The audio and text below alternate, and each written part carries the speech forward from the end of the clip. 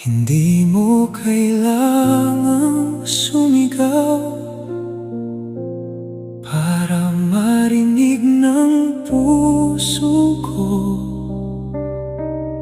Sa bawat tahimik mong pag-aalaga, naroon ang pag-ibig na totoo. Ikaw ang unang gumigising bago pa sumikat ang araw.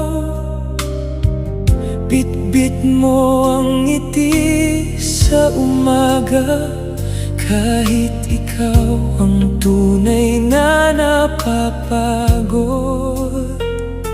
Hindi mo man sabihin, ramdam ko ang bawat sakripisyo. Lahat ng ginagawa mo, mahal, ay para sa ating munting mundo.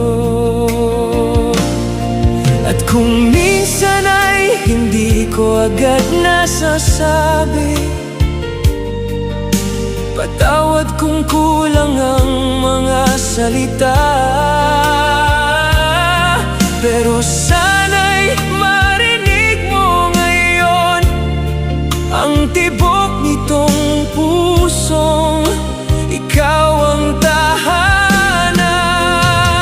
Siti Puasa, ikaw pa rin ang pinakamagandang himig sa bawat sandali. May pusong busilak, parang gintong hindi kumukupas. Mas mahalaga kaysa sa anumang kayamanan. Ikaw ang lakas kapag ako'y nanghihina. Ikaw ang liwanag sa madilim kong daan. At habang may buhay itong puso ko, ikaw ang pipiliin ko araw-araw. Napakabuti mong ina sa ating tahanan. Puno ng tiyaga ang bawat yakap, kahit pagod ka na sa maghapong laban. Ngiti mo pa rin ang unang sumasalubong. Iginagalang mo ako sa bawat pagkakataon, hindi dahil kailangan, kundi dahil mahal mo.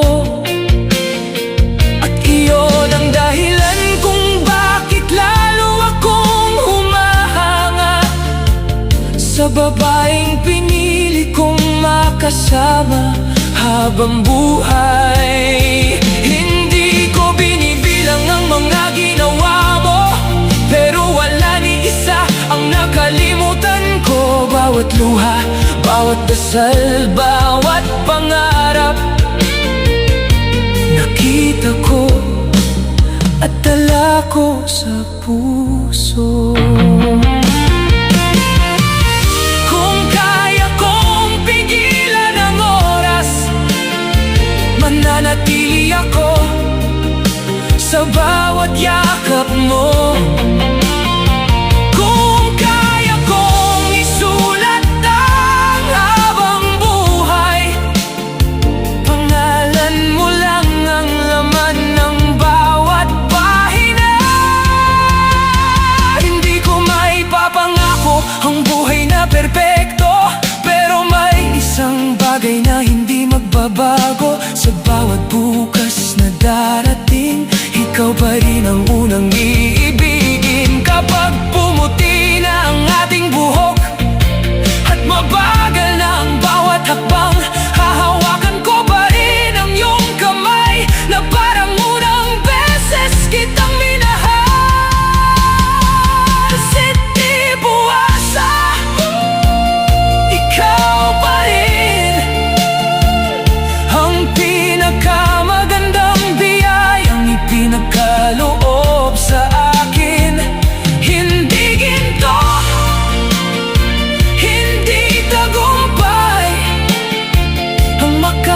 bantay sa puso mong tunay. Salamat sa bawat araw na pinili mo ako. Salamat sa tahanang binuo mo. Salamat sa pagmamahal na hindi sumusuko, at sa paniniwalang lagi mong ibinibigay sa akin.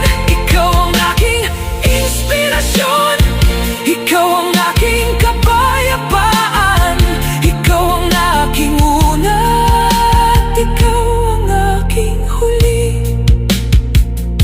Kaya habang humihinga pa ako,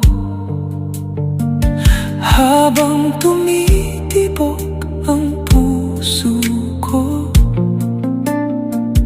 may isang pangakong hindi magbabago. Mamamahalin kita, hindi lang ngayon, hindi lang bukas, kundi sa bawat araw ng natitira kong buhay.